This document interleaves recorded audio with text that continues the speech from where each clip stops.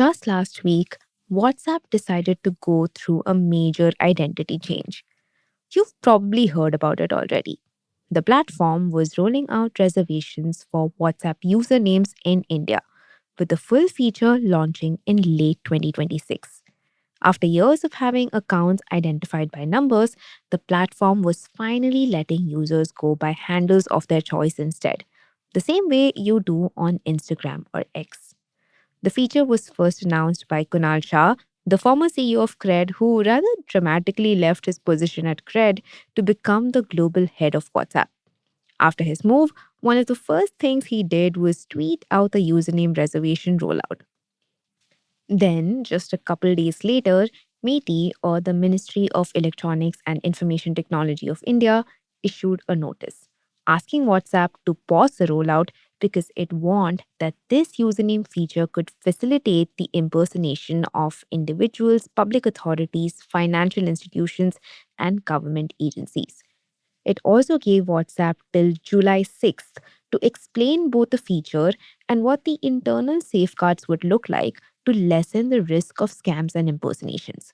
And if WhatsApp did not comply, it would see regulatory action under India's IT laws.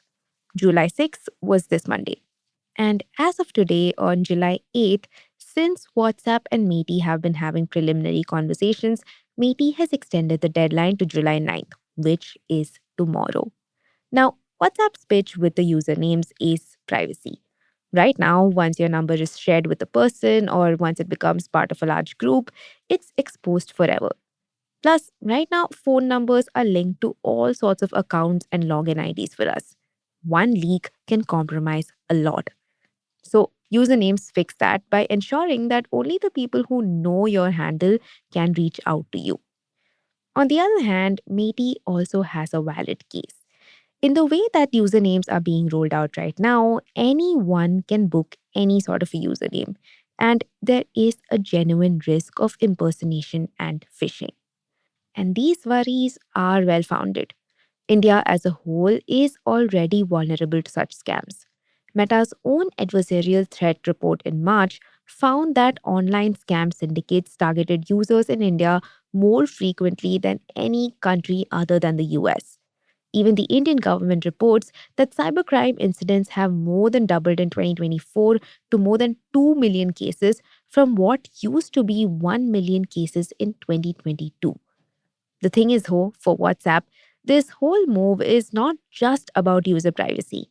It's also about giving businesses a memorable permanent identity on the platform that can replace yet another string of numbers. So far, though, Meta has only committed to reserving the names of the most popular celebrities and institutions. But the nature of scams in India has evolved into something a little bit more personal than that. What Meta hasn't accounted for are the names of specific branches of banks or a local bakery or even a coaching center. So, in trying to solve for both user privacy and business identity, did WhatsApp create a new problem for the very people and businesses it's trying to fix for? Welcome to Daybreak, a business podcast from the Ken. I'm your host, Rachel Verghese, and every day of the week, my co-host Nita Sharma and I will bring you one news story that is worth understanding and worth your time. Today is Wednesday, the 8th of July.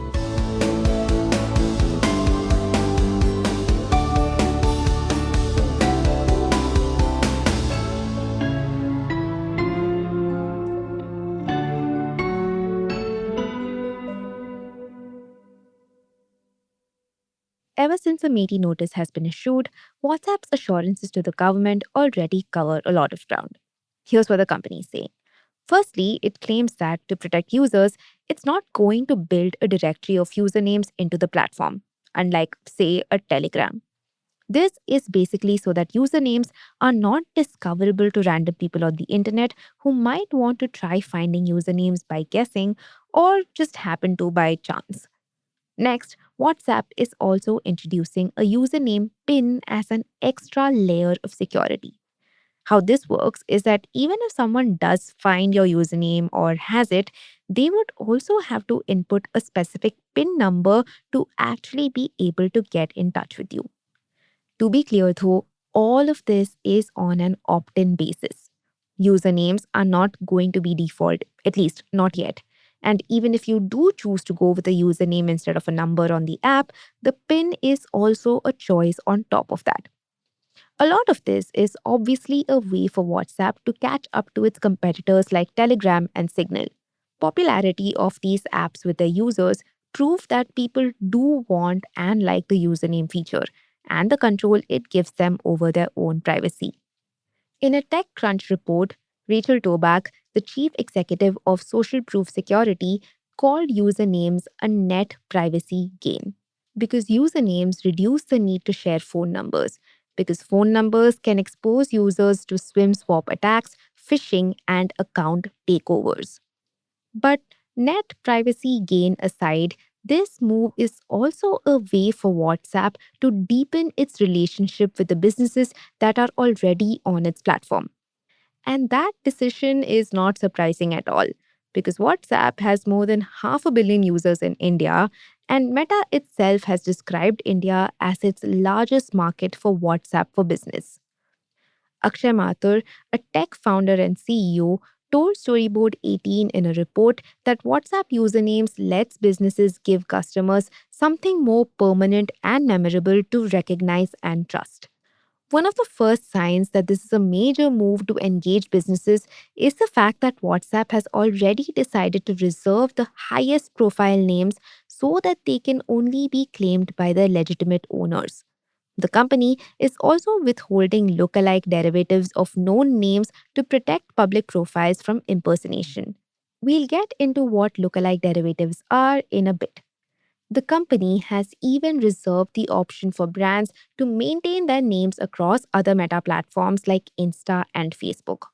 Obviously, this deepens the dependency brands will have on the meta ecosystem. Now, if you put all of that together with the fact that there is no directory, no search engine, or algorithm that's actually surfacing any names, then you can kind of see where this is headed. Sindhu Biswal, the CEO of a growth marketing company, put it quite simply in the storyboard report. The lack of discoverability right now is the exact kind of gap that Meta can later fill by offering a boosted handle or promoted business product. And that starts to make even more sense when you learn that WhatsApp is also building a backend focused around a BSUID or Business Scoped User ID for businesses to be able to continue connecting with users who have switched on usernames. Meta, in their own blog, mentioned that they had been rolling out the BSUID feature since April this year. WhatsApp has even urged businesses to prepare their systems for the BSUID integration so that they can ensure uninterrupted customer communication as the feature begins to roll out. Basically, WhatsApp has been busy building out and updating its entire infrastructure for its business users. Gopa Menon, the CEO of an AI marketing agency called The Blur, put it pretty succinctly in the storyboard report. Meta never builds identity infrastructure out of pure goodwill. Usernames are the bait. Sponsored visibility is the toll booth that comes later, once enough businesses and users are on board. But while WhatsApp is setting this up with both regular users and businesses in mind, there are arguments that basically say that it's not really solving for either party very well. Stay tuned.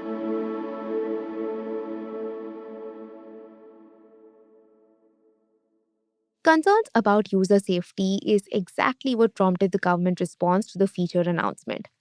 To put that in context, here are some worrying numbers. Rest of World reported last month that more than 43,000 cybercrimes reported between January and March 2024 alone involved the misuse of WhatsApp, which also happened to be the top platform for scammers. Another 22,000 plus crimes involved Telegram, and nearly 20,000 more involved Instagram. Now, the Medi notice went out on July 1st to WhatsApp.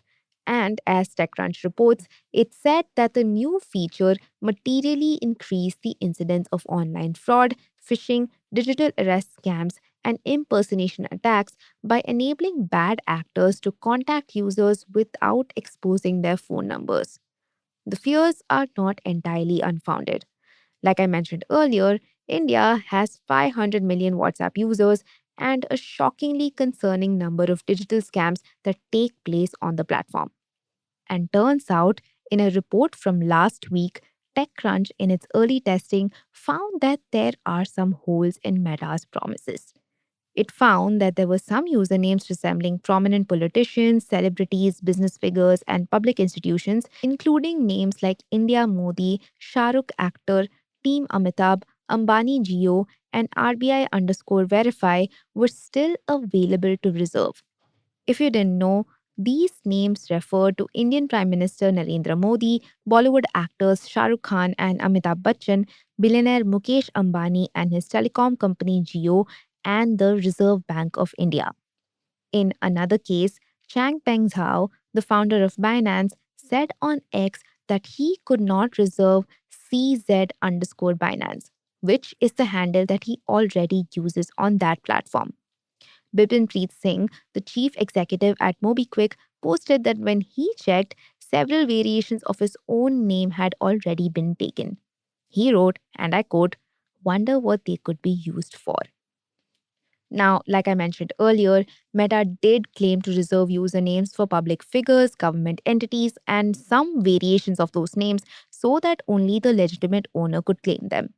But what the company did fail to mention was how exactly it decides which lookalike usernames get proactively reserved and which don't. And that's something to take note of because it's not like all scams are made in the name of a Shah Rukh Khan or RBI. Increasingly, scams are getting more personal. Many report scams that happen in the name of smaller, more local service providers. These names are unlikely to be reserved by Meta. And if bad actors end up reserving the names before the businesses themselves, or if they reserve lookalike names, then that could obviously mean trouble. Lookalike names, by the way, are the names that have slight differences but look the same at a glance. Take this example that Policy Circle gave, for instance. Say, if someone were to reserve State Bank of India with the capital I of India swapped out for a small L, it would look similar enough to fool someone who's not paying the closest attention. Or someone could reserve State Bank of India underscore Mumbai or dot Bangalore. And unless you know for sure that those handles are fake, they could look credible enough to trust. So, if WhatsApp doesn't come up with a fix for this, it risks allowing scammers to erode the trust for certain brand names and also opening up its regular users to these same scams. Amit Jaju, a partner and India head at a New York based consulting group, told ET in a report that the danger is especially acute on an encrypted platform because users inherently trust the identity behind the handle. Even the Policy Circle report agrees with this. A message from a handle that resembles an employer, a bank, or a government office can look more personal and more urgent. And that is enough for many scams to take place. The other concern that Meti has specified is traceability. Right now, an account based on a number is tied to a SIM card, which should be tied to a KYC. So, when it comes to cybercrimes, that means law enforcement can at least try to trace numbers to specific culprits. Initially, the whole privacy angle made it look like the username feature could obscure that kind of traceability. But that's where some of the safeguards that WhatsApp has created comes in. And while they are useful, Policy Circle writes that they shift too much of the burden to the recipient. Now, here's what they are. WhatsApp plans to show some very specific signals when a first message arrives, including whether the sender is a new user, whether you share common groups, whether the sender is already in your contact list, and whether the message appears to come from another country. Now, while such labels can help users who already move carefully, they may not be of much help to more vulnerable people online, like the elderly, for instance, or new internet users, or people who are already under pressure from fraudsters posing as police, a bank, or an employer. Which is why this consultation with the Indian government needs to end in something more concrete than just usernames and backend verification with numbers. Meta needs to be able to tell how fast impersonation complaints will be handled, how repeat offenders will be blocked, and what account records will remain available under requests made under the law. For example, it should actively make high risk messages harder to miss, not just label them and wait for users to interpret those labels. Now, there is no denying that the concerns are very real and very well founded. But none of this makes user privacy any less important. So, if usernames are to be the new norm for one of the world's largest messaging apps, there's a lot both the government and big tech need to figure out together.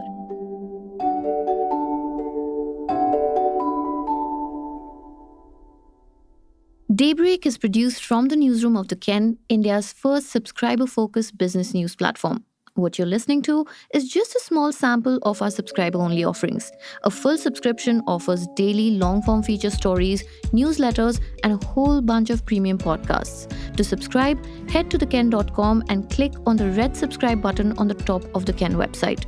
Today's episode was hosted and produced by my colleague Rachel Varghese and edited by Rajiv Sien.